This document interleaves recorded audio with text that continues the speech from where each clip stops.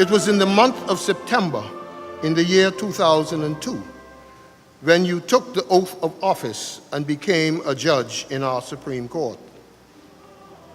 In taking the oath of office, you made a solemn vow of fidelity to do justice to all manner of men, without fear or favor, without malice or ill will. For the next 16 years, we watched you as you comfortably discharged the awesome responsibility of dispensing justice between litigants who made competing claims before you.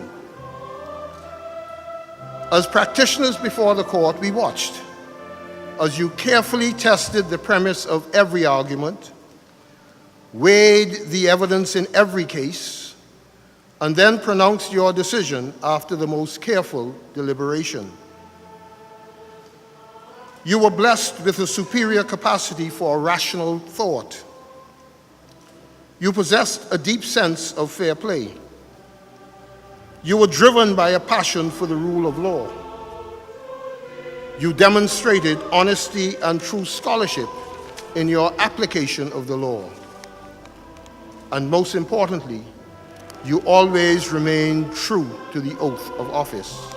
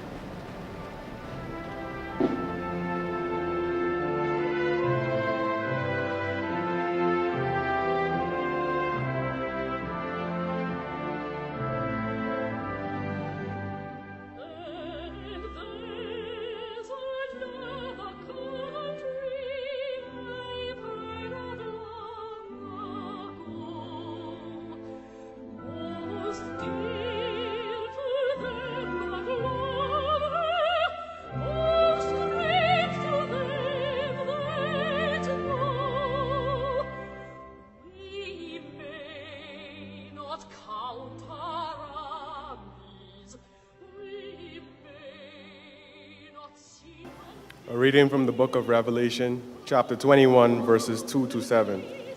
And I saw the holy city, the New Jerusalem, coming down out of heaven from God, prepared as a bride adorned for her husband. And I heard a loud voice from the throne saying, See, the home of God is among mortals. He will dwell with them, they will be his peoples, and God himself will be with them. He will wipe every tear from their eyes. Death will be no more, mourning and crying and pain will be no more, for the first things have passed away. And the one who was seated on the throne said, "See, I am making all things new." Also he said, "Write this, for these words are trustworthy and true." Then he said to me, "It is done. I am the Alpha and the Omega, the beginning and the end. To the thirsty I will give water as a gift from the spring of the water of life. Those who conquer will inherit these things, and I will be their God, and they will be my children." The word of the Lord.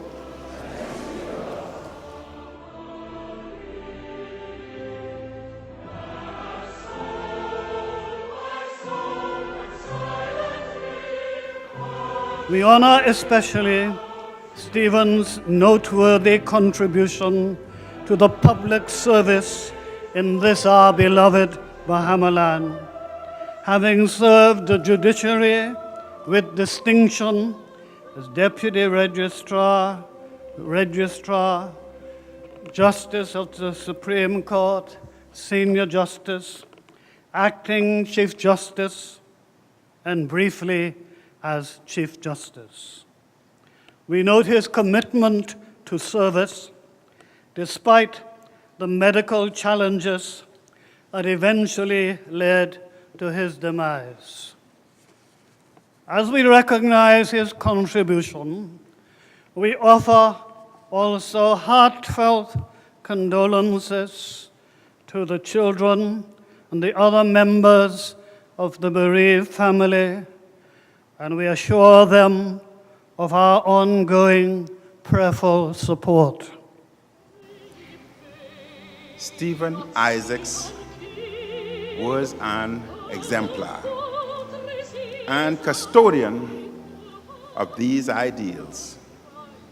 As head of the judiciary, the example of integrity of the Chief Justice is essential in maintaining the independence of this branch of government. The Honorable Stephen Isaacs was a man of integrity and a fine example to his colleagues and to the Bahamian people, whom he served as a member of the judiciary for nearly a quarter of a century. He was also possessed of an extraordinary work ethic from the very beginning of his legal and judicial career. May God bless the judiciary in its important work. May God bless our Bahamas. And may the late Stephen Gerard Isaacs and the souls of the faithful departed rest in peace.